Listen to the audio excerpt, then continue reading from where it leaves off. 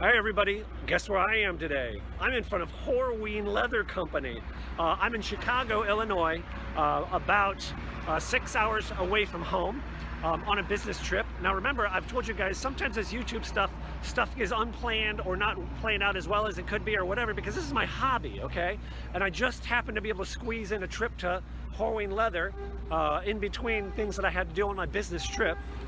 So I'm gonna go inside and show you, but there's a little bit of a letdown here. I'm gonna tell you in advance. I was not able to get video. I didn't have prior permission. So what I'm gonna do is narrate over still photos, and I took a lot of copious notes, but I still think you're gonna get something out of this and learn something about Horween Leather and why one leather can be very cheap, why one leather can be very expensive, all right? And I'm gonna talk about Shell Cordovan too. Hello everybody, it's Robert Powers. 4.5 out of 5. Some stains there. Not too bad, huh? My shoe collection. Look how tight that is. I'm not a professional. Old pair of Allen Edmonds torn apart. The gloss. And here they are finished up. Today I had a big meeting from 1 to 4 p.m. registration open at noon in Chicago. I had a morning meeting with an individual at 10 a.m. That would have given me about an hour and a half really of free time to, maybe grab a bite to eat. So the 10 o'clock appointment, the guy actually happened to be an Allen Edmonds fan, and he had a pair of McNeil, Allen Edmonds McNeils and Shell Cordovan, and he's like, Horween Leather is here in Chicago. Now, time out, in case you don't know, Horween Leather is the supplier of the Shell Cordovan for Allen Edmonds. Horween Leather is one of a very few tanneries left in the U.S. that actually produces leather, and they are one of the producers of the highest quality leather and one of the highest quality producers and one of the only producers of Shell Cordovan in the world. Not a lot of companies, in my understanding, not a lot of tanneries produce Shell Cordovan. And they're known worldwide for producing very high quality leathers. And so that's why when I was there, I was like, oh my gosh, I've got to see this place, So what you're going to see next, as I stated, there's no video from inside. So I apologize. This isn't like the professional quality kind of stuff you're going to see, from, some other big places. But I still think there's a lot of stuff here that's, of enough value that you'll get something out of this. So I hope you enjoy it. I'm walking by the back side of the building, the shipping, receiving. Place is huge. I did get to go through it. So I'm standing here at one of the corners of the building. You can see the depth of the building here. This is in Chicago, downtown Chicago, right? It's noisy, obviously, okay? So who is Horween Leather and what are they about? Well, let me read you right from their website, the introduction. Horween Leather Company was founded in 1905. For more than 100 years and 5 generations, our goal has been to make the world's best leather.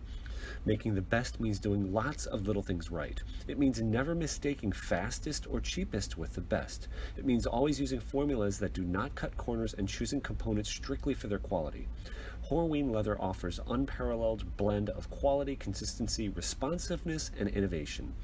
Through the years, we have cultivated our experience to offer dynamic lines of leathers. Our products include traditional, old-world tannages and techniques carefully updated with modern applications. Today, our leathers are still made by hand the same way as generations ago, and I could vouch for that because that's exactly what I saw. So the first stages in the leather tanning process, I really can't talk much about. Number one, because I don't understand it, I don't know it. And number two, I wasn't able to see it. So this first photo, this really dirty, grainy photo, this was the actual tanning area. It was like a whole floor I wasn't allowed to even go into. So the only thing I could do is take a picture through, basically like a garage door window that was really dirty. Now, I at least knew that this is wet blue. Do you see how the leather looks like it's stacks of blue leather? Well, that's exactly what it is. So general concept, my understanding is in the beginning, the hides are shipped in and they are packed like, I guess, in salt, to preserve them. And the first thing they go through is something that takes I think the salt off of them. I think they kind of like rotate in a drum and the salt, kind of beats off of them, falls off. And then they do something to remove all the hair. Then the tanning process starts, because what tanning is, it's a multiple step process, 10, 11, 12, 13 steps. I don't know how many, but it turns the skin of an animal into this fine leather product that we have. So there's many steps where they add different chemicals, a lot of, natural oils and things. And that's, like I mentioned a second ago, the chrome tanned versus vegetable tanned. There's a couple major processes that chemically convert the skin into a leather. The hides, and I'll explain it again here briefly as I have in other videos. But when you get the hide, he illustrated with his fingers how thick it is. And I didn't have a way to measure it, but you know, it's something in the neighborhood of 3/8 of an inch, you know, in that ballpark, maybe ½ inch, something like that.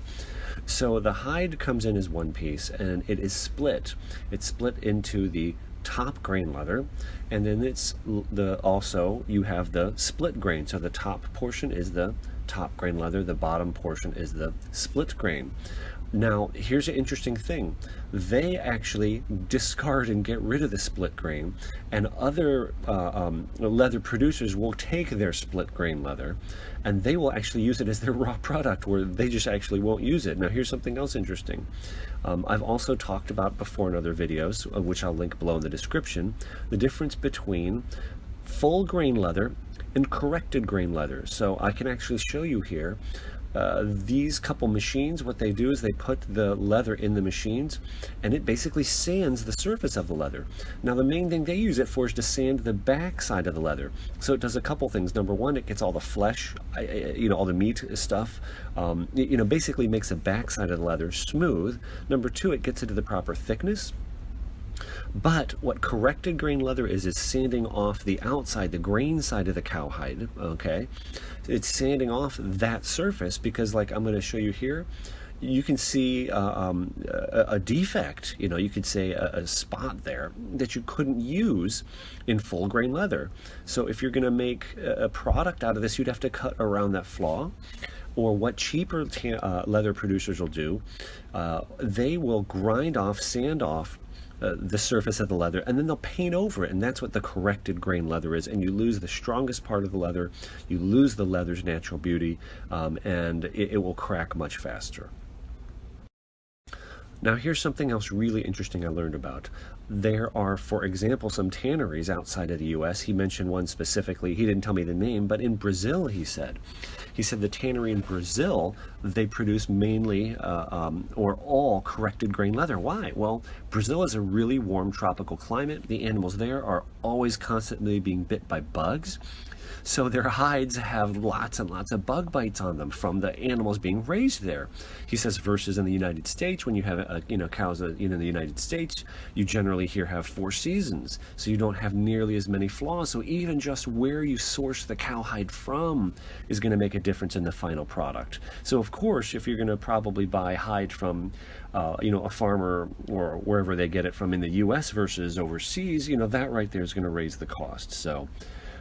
And hopefully you're starting to get why leather and the quality of the material makes such a big difference when we're talking about high quality shoes.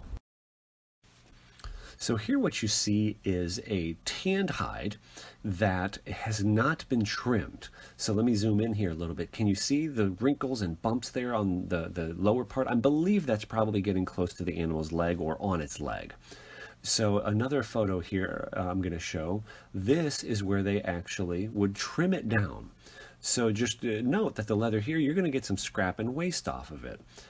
So I thought that was pretty interesting. You don't really think of it this way, but this reduces your yield.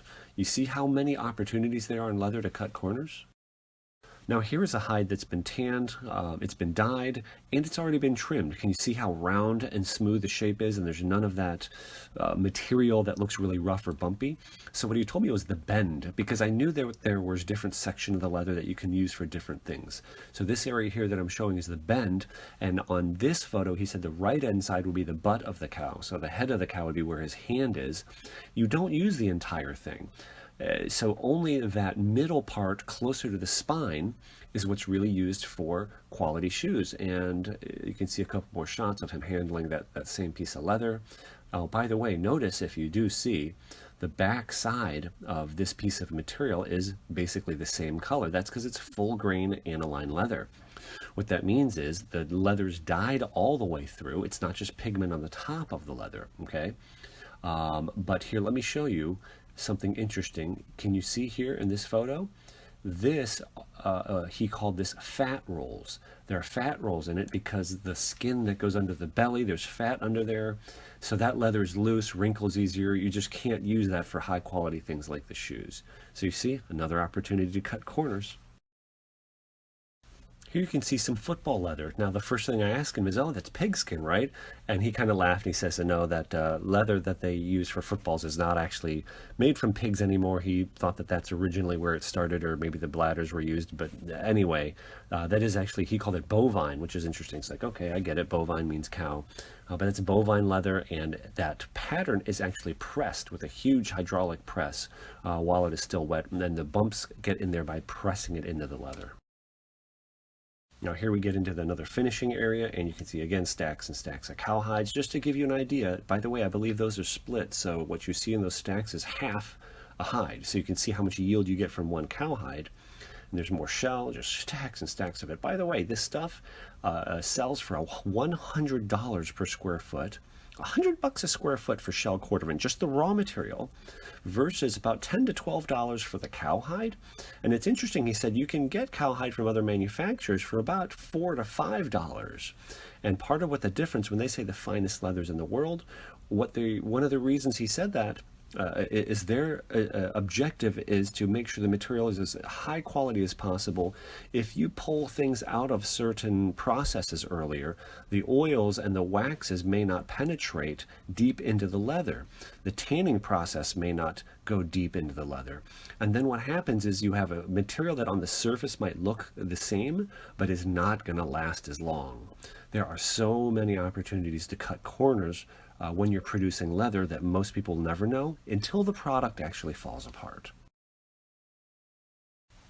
Now this picture here, if you look closely, the bovine leather, so the cowhide breaks when you bend it. And it was kind of interesting. I didn't know these industry terms, but what he's talking about is when you take a cowhide and you bend it, it does form wrinkles. We all know that. Whenever you walk with your shoes across the vamp, it bends, it breaks. So what that means is it gets those wrinkles when you break, when it bends. So here's the interesting thing. This is a piece of shell cordovan. The shell cordovan does not break when you bend it. Do you see that? Here's something else really interesting. So shell cordovan comes from the hind quarters of a horse, and I'll show you there's only two small pieces of it on a horse, but what you're seeing here is the flesh side. So this is the exact reverse of cowhide. When you use cowhide, you're using the full grain, the grain part, the part that is the outside of the shoe is the outside of the animal. With shell cordovan, what you are seeing that becomes the outside of the shoe or bag or purse or wallet or whatever is actually the flesh side of the hide. This back side of the shell cordovan, that is actually the grain. So the grain is actually the outside of the animal, but becomes the inside of the product, if that makes sense. It's kind of interesting. So they actually use the back side, the shell, and the shell is the desirable part that we see, which is actually attached to the actual skin. But it only happens on that two small areas on the back hind quarters of the horse. So here you can see some shells all in stacks. You see on the right there one that's black. You see some under the tarps. I think he said about 80% of them are black, which I didn't realize. And I think the most desirable ones are the light colored ones, the natural. He didn't have any examples to show me. The natural color shell, which is like a light brown, but I guess that's hard to get. Not much of it will qualify for that. Here you see a very large piece of shell. That's about as big as a piece of shell as you'll find. And size reference, you can see him holding it. I believe that is the back side of the shell.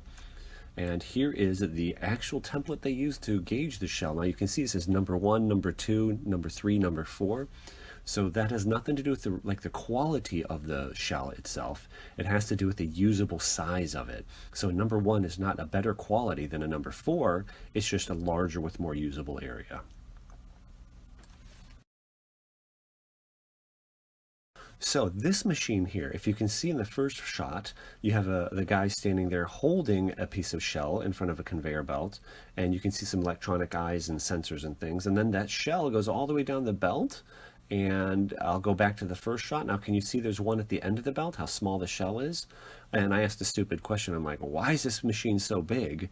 First of all, what it does is it calculates the usable area of the material. And he's like, well, we use the same machine to measure the area of the bovine hides, the cow hides. I'm like, duh, okay. But I thought that was pretty cool. So this machine basically uses optics and computers to measure the usable size of the material. And then it comes out at the other end over here. And this gentleman here, basically what he does is he takes the Horween, and if you know anything about Horween leather, this stamp is kind of famous. And the guy takes a stamp and a big ink pad and genuine Horween 1905 Shell Cordovan, and boom, and he stamps it on there on the back side of the shells, the Shell Cordovan hides. And then you get that famous logo on there at the end of the manufacturing run. So if you're a real in-depth nerd and you want to still learn more, I'm going to put a web link to Horween's website here. It's www.horween.com. They have got a lot of stuff on there. They have articles if you want to see about the bovine hide shapes, the equine, the horse hide shapes and the cuts, and there's all kinds of stuff if you want to go in there. And I'll also put a link to a cool video that Allen Edmonds has produced that shows you much more in depth in the front end, especially of the process of the tanning process. It shows you some real videos that they produced. So I hope you enjoyed that. I hope that brought you some value, made you appreciate leather and the beauty of raw, natural, high quality leather. I'll see you guys. Have a great day. Thank you again for watching. If you want to see some other videos about mainly shoes, leather care, and those kind of things, go to my channel and subscribe if you'd like. God bless. Have a great day.